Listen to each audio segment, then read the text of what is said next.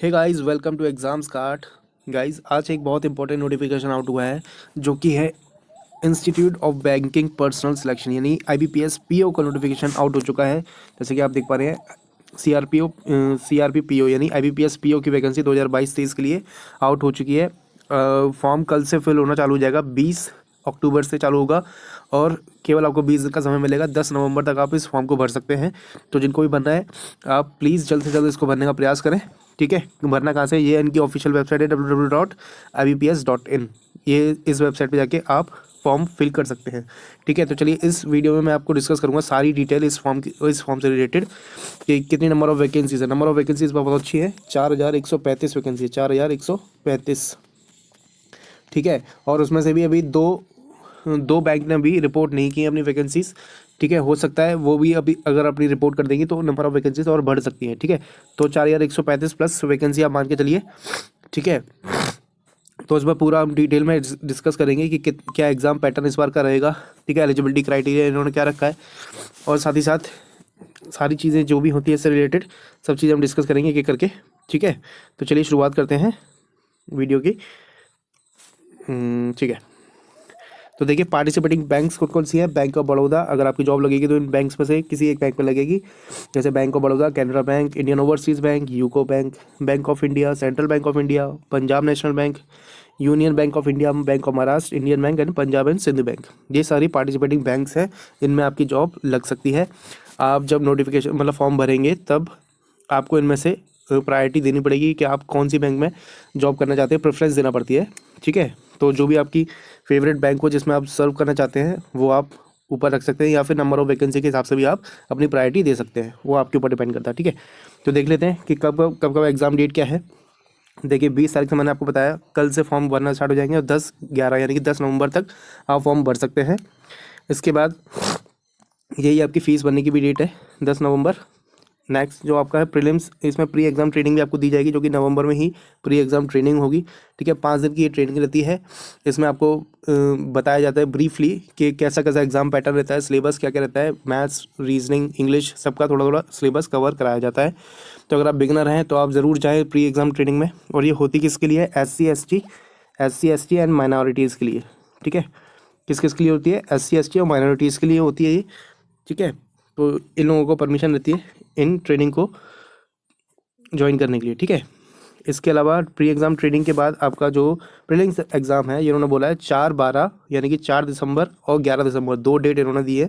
4 दिसंबर और 11 दिसंबर को 2 दिन आपका एग्ज़ाम होगा प्रीलिम्स। ये टेंटेटिव है, वैसे यही होगा डेट। ठीक है, अब हो सकता है कोविड के कारण अगर थर्ड आती है अगर लहर, तो हो सकता है थोड़ा डिले हो, वैसे तो नहीं होगा जहाँ तक चांस है। 99% इसी डेट पे कंडक्ट होगा एग्ज़ाम। ठीक है, नेक्स्ट आपका रिजल्ट भी आपका दिसंबर में आ जाएगा, दिसंबर एंड में आपका रिजल्ट आ जाएगा। उसके बाद आपका मेंस के कॉल लेटर आ जाएंगे जनवरी में, और जनवरी में आपका मेंस होगा। ठीक है, जनवरी एंड तक आपका मेंस हो जाएगा। लगभग 20 दिन का समय मिलता है। प्रीलिम्स एग्जाम का जो रिजल्ट होता है उसको डिक्लेयर होने के 20 दिन का समय आपको दिया जाता है मेंस के लिए।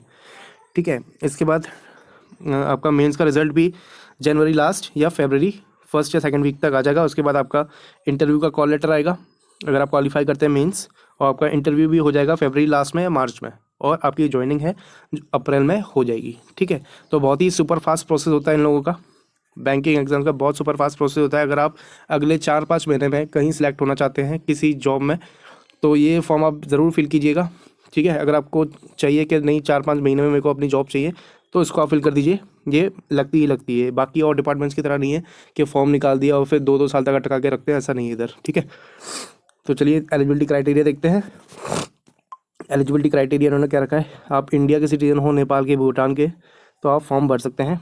ठीक है, एज रिलैक्सेशन देखिए, ये देख लीजिए एज का जो क्राइटेरिया है वो क्या है, 20 साल से 30 साल तक की अगर आपकी उम्र है तो आप इस फॉर्म को फिल कर सकते हैं। डेट आप ज़रूर देख लेना इसमें कि आपका बर्थ 2/10 यानी 2 अक्टूबर 1991 से पहले का नहीं होना चाहिए। ठीक है, और 1/10/2001 यानी कि 1 अक्टूबर 2001 के बाद का नहीं होना चाहिए। ठीक है, इस डेट के बीच में अगर आपकी डेट ऑफ बर्थ पड़ती है तो आप इस फॉर्म को बेझिझक फिल कर सकते हैं। ठीक है, बाकी एज रिलैक्सेशन SC ST को 5 साल का रहता है, बैकवर्ड क्लासेस OBC को 3 साल का रहता है, और साथ ही साथ ये जितने भी डिसेबल्ड पीपल होते हैं, पर्सन्स होते हैं, उनको 10 साल का रिलैक्सेशन रहता है। एक्स सर्विसमैन को 5 ईयर्स का। ठीक है, ये रिलैक्सेशन है। इसके अलावा एजुकेशन क्वालिफिकेशन उन्होंने क्या बोला है कि आपके पास डिग्री होना चाहिए ग्रेजुएशन की, ठीक है। डेट उन्होंने दी हुई है 10/11/2021, यानी कि 10 नवंबर 2021 से पहले पहले आपके पास आपके हाथ में आपकी डिग्री होनी चाहिए, ठीक है। आपका रिजल्ट डिक्लेयर होना चाहिए। अगर आप अपीयरिंग हैं, अभी लास्ट ईयर चल रहा है आपका, तो आप फॉर्म फिल नहीं कर सकते। आपका रिजल्ट 10/11/2021 से पहले अगर आ चुका है तो आप इस फॉर्म को बड़े आसानी से भर जाएंगे, ठीक है। इसके बाद जो भी आप जहाँ से भी आपने किया है वो एक रिकॉग्नाइज्ड इंस्टीट्यूट होना चाहिए, ठीक है। यूनिवर्सिटी एक रिकॉग्नाइज्ड यूनिवर्सिटी होना चाहिए, ठीक है। ओके। इसके बाद आपका है ये रिजर्वेशन जो जो कैटेगरीज को दिया जाता है तो उसके बारे में दिया हुआ है, ठीक है। वीआई कैंडिडेट, एचआई कैंडिडेट, इन सब के बारे में, इंटेलेक्चुअल डिसेबिलिटी इनको रहती है उनके बारे में गाइडलाइंस हैं ये सब, ठीक है। इसके बाद स्क्राइब के ऊपर एक गाइडलाइंस दी हुई है कि स्क्राइब जो कि ब्लाइंड कैंडिडेट होते हैं उनको स्क्राइब अलाउड रहता है इन एग्ज़ाम्स को देने के लिए, ठीक है। तो स्क्राइब ने भी ये फॉर्म ना फिल किया हो, इस बात की आप श्योरिटी रखें कि आप जो स्क्राइब लेके जा रहे हैं अपने साथ उसने भी सेम IBPS PO का ये वाला फॉर्म ना भर रखा हो। अगर ऐसा हुआ और उन्होंने जांच लिया तो आप दोनों का कैंडिडेचर कैंसिल हो सकता है, ठीक है। तो अगर आप भी एज ए स्क्राइब किसी का बन के जा रहे हैं तो आप भी ये देख लें कि आपने फॉर्म ना भरा हो IBPS PO का, ठीक है। इसके बाद और भी इससे रिलेटेड थोड़ा बहुत इन्फॉर्मेशन दिया हुआ है स्क्राइब से रिगार्डिंग, आप पढ़ लेना इसको। और नोटिफिकेशन आपको कहाँ मिलेगा? हमारे एग्जाम्स कार्ड के यूट्यूब चैनल पर मिल जाएगा डिस्क्रिप्शन में, साथ ही साथ हमारा टेलीग्राम चैनल है वहाँ पे मिलेगा आपको इसका नोटिफिकेशन, और हमारी वेबसाइट पे examscard.com पे भी आपको फुल नोटिफिकेशन आपको मिल जाएगा, ठीक है। नेक्स्ट है गाइडलाइंस, ये सब गाइडलाइंस, ठीक है, डिसेबल लोगों के लिए दी हुई है। Economic weaker section EWS category के लिए गाइडलाइंस दी हुई है कि आपके पास जो EWS सर्टिफिकेट होना चाहिए वो किस किस को अलॉट हो सकता है। जिनके पास 5 एकड़ से कम की ज़मीन है, फ्लैट है, 1000 स्क्वायर फीट से कम का रेजिडेंशियल प्लॉट है, 100 स्क्वायर फीट से कम का, ठीक है। ये सारी क्राइटेरियाज रहते हैं और आपका जो EWS सर्टिफिकेट है वो इस करंट फाइनेंशियल ईयर का होना चाहिए आपके पास, ठीक है। इसके बाद प्री एग्ज़ाम ट्रेनिंग मैंने आपको बता दिया क्या होती है, ठीक है। उसके कुछ सारे सेंटर्स दिए हुए हैं, ये गुलबर्ग, गुवाहाटी, सारे एग्ज़ाम सेंटर दिए हुए हैं प्री एग्ज़ाम ट्रेनिंग के। तो आपके नियर बाय जो भी हो वो आप फिल कर देना, ठीक है। न्यू दिल्ली भी है, तो जिस भी स्टेट से आप बिलोंग करते हैं उस स्टेट का देख लेना कहाँ पे है, वो उस हिसाब से आप फिल कर देना प्री एग्ज़ाम ट्रेनिंग का। चल लेते हैं एग्ज़ाम पैटर्न क्या रहेगा। एग्जाम पैटर्न इसमें प्रीलिम्स है, इंग्लिश पूछी जाती है, क्वांट और रीजनिंग, ये 3 सब्जेक्ट पूछे जाते हैं। इसमें इंग्लिश आती है 30 नंबर की, क्वांट और रीजनिंग 35 नंबर के आते हैं। टोटल 100 क्वेश्चन होते हैं, 100 मार्क्स का पेपर होता है और 20-20 मिनट तीनों को अलॉट होते हैं इंडिविजुअली, ठीक है। 20 मिनट के लिए इंग्लिश, 20 मिनट के लिए क्वांट और 20 मिनट मिलेंगे आपको रीजनिंग के लिए, ठीक है। तीनों के लिए सेपरेट टाइमिंग रहती है और सेक्शनल कट ऑफ भी रहती है इनके लिए। और प्रीलिम्स आपका क्वालिफाइंग नेचर रहता है, केवल आपको क्वालिफाई करना रहता है, इसके मार्क्स फाइनल मेरिट में नहीं जुड़ते हैं, ठीक है। चलिए नेक्स्ट देख लेते हैं मेंस में आपका क्या रहेगा। मेंस में एग्जाम पैटर्न है, रीजनिंग आएगी, रीजनिंग एंड कंप्यूटर एप्टीट्यूड बोलते हैं इसको, ठीक है। दूसरा आएगा आपका general economic and banking awareness, general awareness economy से रिलेटेड सवाल होंगे और साथ ही साथ बैंकिंग अवेयरनेस से रिलेटेड सवाल होंगे इसमें।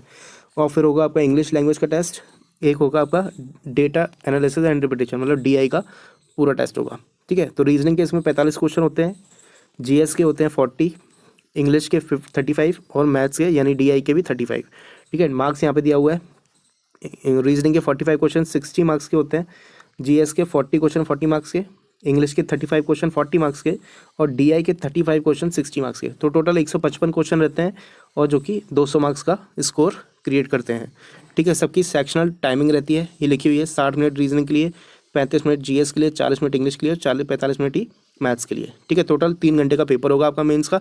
और साथ ही साथ एक एडिशनल पेपर होता है इसमें लेटर एंड ऐसे राइटिंग का, जिसमें आपके 2 क्वेश्चन होते हैं, एक होता है लेटर राइटिंग, एक होता है ऐसे राइटिंग, ठीक है, जो कि 25 मार्क्स का होता है। इंग्लिश लैंग्वेज में आपको लिखना रहता है और 30 मिनट उसके लिए अलग से मिलते हैं, यानी कि 3.5 घंटे का आपका मेंस होगा टोटल, ठीक है। तो काफ़ी अच्छा इसका मेंस का लेवल भी अच्छा आता है इसका, क्योंकि PO लेवल का पोस्ट है, ठीक है। और बहुत अच्छी सैलरी रहती है PO की, लगभग 45-40,000 के लगभग इनको इन हैंड सैलरी मिलती है, ठीक है ना। अच्छा, इसमें इसके अलावा क्या दिया है और देख लेते हैं। देखिए इसमें दिया हुआ है नेगेटिव मार्किंग होती है इसमें प्रीलिम्स और मेंस दोनों में 0.25 की, ठीक है। नेगेटिव मार्किंग आपको ध्यान रखना है, ओके। अच्छा, इसके बाद होता है आपका इंटरव्यू, ठीक है। जो भी लोग मेंस की कट ऑफ को क्वालिफाई करते हैं वो शॉर्ट लिस्ट होते हैं इंटरव्यू के लिए, ठीक है। Marks obtain the online mains examination only will be considered for the short listing for interview and also for final merit list. मतलब ये बोल रहा है कि प्रीलिम्स के मार्क्स कैलकुलेट नहीं होते हैं मेरिट लिस्ट में, ठीक है। मेंस के होंगे और इंटरव्यू के होंगे, ठीक है। इंटरव्यू आपका कितने मार्क्स का रहता है? इंटरव्यू रहता है आपका 100 मार्क्स का, यहाँ कहीं लिखा होगा, आप देख लेना। देखिए ये लिखा है, the total marks allotted for interview are 100, ठीक है। तो 100 मार्क्स का रहता है, और मिनिमम क्वालिफाइंग मार्क्स ये हर कैटेगरी के हिसाब से दिए हुए हैं, ठीक है। 40%, 35% फॉर SC ST, ठीक है, मिनिमम क्वालिफाइंग मार्क्स है, और ज़्यादा से ज़्यादा जितना आप ला सको, ठीक है। तो काफ़ी महत्वपूर्ण होता है इसमें इंटरव्यू के मार्क्स, क्योंकि 100 मार्क्स का पेपर है, जितने ज़्यादा आप लाओगे उतने ज़्यादा आपके चांसेस होंगे सिलेक्ट होने के, ठीक है। तो अच्छे से प्रिपेयर करें इसको, इंटरव्यू को भी। बाकी इंटरव्यू के टाइम पे काफ़ी सारे डॉक्यूमेंट वेरिफिकेशन भी आपका होता है, तो उसमें सारे डॉक्यूमेंट्स आपको ले जाने पड़ते हैं, ओरिजिनल और सेल्फ अटेस्टेड फोटोकॉपीज़, ठीक है। किस किस चीज़ की? कॉल लेटर आपको ले जाना रहेगा, उसके बाद जो आप एप्लीकेशन फॉर्म फिल करेंगे उसकी कॉपी आपको ले जानी रहेगी, डेट ऑफ बर्थ का सर्टिफिकेट, ठीक है, यानी कि आपके 10th की 12th की मार्कशीट आपको ले जानी रहेगी, फ़ोटो ID प्रूफ, ठीक है, मार्कशीट्स लगेंगी सारी, और आपका जो ग्रेजुएशन की मार्कशीट है वो लगेगी, जिसमें आपका 10/11/2021 से पहले रिजल्ट डिक्लेयर्ड होना ज़रूरी है, ठीक है। और अगर OBC कैटेगरी से आते हैं तो OBC नॉन क्रीमी लेयर वाला आपके पास सर्टिफिकेट होना चाहिए, ठीक है। EWS सर्टिफिकेट, आप ये इनकम एंड एसेट सर्टिफिकेट ये EWS कैंडिडेट के लिए है। डिसेबिलिटी अगर आपको किसी चीज़ की है तो डिसेबिलिटी सर्टिफिकेट होना चाहिए आपके पास, ठीक है। ये सारी चीज़ें आपको लेके जानी रहती हैं, और अगर किसी भी चीज़ में उनको लगेगा कि नहीं ये चीज़ प्रॉपर नहीं है, उन आपके पास डॉक्यूमेंट प्रॉपर नहीं है, तो वो आपको इंटरव्यू में नहीं बैठने देंगे, ठीक है। तो ये भी आपको ध्यान रखना है। तो गलत इन्फॉर्मेशन कुछ भी नहीं देनी है, ठीक है, इस बात का ज़रूर ध्यान रखें। चलिए और देखते हैं आगे क्या है इसमें। प्रोविजनल अलॉटमेंट, मैंने आपको बताया अप्रैल में आपका प्रोविजनल अलॉटमेंट हो जाता है, ठीक है। इसके बाद डॉक्यूमेंट वेरिफिकेशन बता दिया, और क्या है इसमें, okay, rough sheet, candidate registration, ये सब कुछ नहीं है, बाकी थोड़ा थोड़ा इन्फॉर्मेशन दिया हुआ है, ठीक है, इसको आप पढ़ लेना। हाउ टू अप्लाई, कहाँ से अप्लाई करना है आपको मैंने बताया, IBPS.in करके वेबसाइट है इनकी ऑफिशियल, वहाँ से आपको अप्लाई करना है 20 अक्टूबर से लेकर 10 नवंबर के बीच में, ठीक है। इसमें फ़ोटोग्राफ किस किस साइज़ का रहेगा ये सारी डिटेल इसमें दी हुई है, ठीक है। सिग्नेचर कैपिटल लेटर में एक्सेप्ट नहीं किए जाते, ठीक है। तो ये सारी चीज़ें आपको ध्यान रखनी है फॉर्म फिल करते टाइम। डेट आपको मैंने बता दी। अच्छा, कितना इस बार एग्ज़ाम का फ़ीस कितना रखा गया है? 175 रुपये है SC ST PWD कैंडिडेट्स के लिए, और 850 रखा गया है जनरल कैटेगरी के लिए, ठीक है। जनरल एंड अदर मतलब OBC, जनरल और EWS कैटेगरी के लिए 850 रुपीज़ है, बाकी SC ST PWD कैंडिडेट्स के लिए 175 रुपीज़ है, ठीक है। ओके, और देख लेते हैं और इसमें कुछ बचता है तो, वैसे काफ़ी सारी चीज़ें कवर करा दी हैं मैंने, ठीक है। इसमें ये और आपको ध्यान रखना है, जब भी आपका प्रीलिम्स एग्ज़ाम होगा तो आपको जो प्रीलिम्स का एडमिट कार्ड है वो आपके वापस मिल जाएगा, वो लोग रखते नहीं है, और उसको आपको संभाल के रखना होगा, ठीक है। वो आपका मेंस एग्ज़ाम में आपको ले जाना रहेगा, ठीक है। तो उसको ज़रूर ध्यान से संभाल के रखें, अगर आपको लगता है आपका प्रीलिम्स क्वालिफाई हो रहा है तो उसको संभाल के रखें, और मेंस के टाइम पे उसको लेके जाना रहेगा आप, ठीक है। प्रीलिम्स में वो केवल वेरीफाई करते हैं आपकी डिटेल्स। स्क्राइब के बारे में मैंने आपको बता दिया, ठीक है। इसके बाद और कुछ, अच्छा, नंबर ऑफ़ वैकेंसीज़ आप एक बार देख लें। नंबर ऑफ़ वैकेंसीज़ देखते हैं अपन, कितनी कितनी किस बैंक पे हैं, ये है, देखिए बैंक ऑफ बड़ौदा में कितनी वैकेंसीज़ बता रहा है अभी, 0 है, ठीक है, ओके।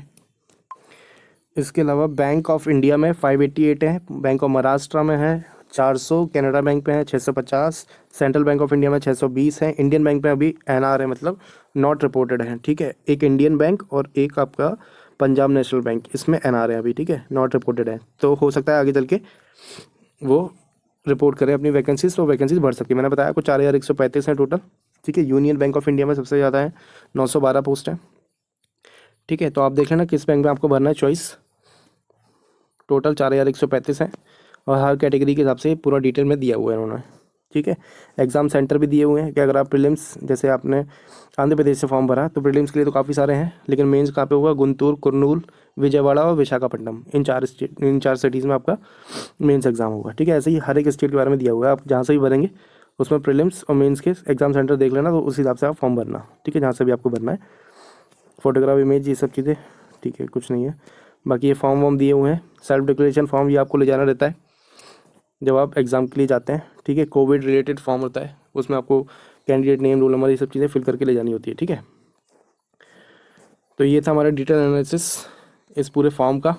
इससे रिलेटेड अगर आपको कोई भी डाउट है, कुछ भी कोई क्वेरी है, तो आप हमारे कमेंट सेक्शन में ज़रूर पूछें, ठीक है। और हम बताएंगे, उसका रिप्लाई करेंगे, जो भी रिलेटेड उससे इन्फॉर्मेशन होगी, ठीक है। बाकी एग्ज़ाम चैनल पर पहली बार आए तो चैनल को सब्सक्राइब ज़रूर कर लें, ठीक है। तो चलिए मिलते हैं नेक्स्ट वीडियो में। Till then take care, bye bye.